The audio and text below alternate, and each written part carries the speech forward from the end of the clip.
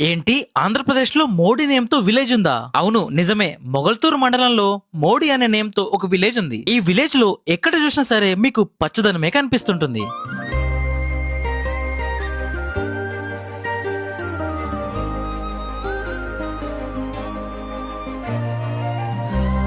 మన ప్రధానమంత్రి నరేంద్ర మోడీ గారు ఇంకా ఈ విలేజ్ పేరు సేమ్ ఉండడం వల్ల సోషల్ మీడియాలో బాగా వైరల్ అవుతుంది. ఈ ఊర్లో ఉన్న ప్రజలు వ్యవసాయంతో పాటు చేపల చెరువులు, రొయ్యల చెరువులు ఎక్కువగా వేస్తూ ఉంటారు.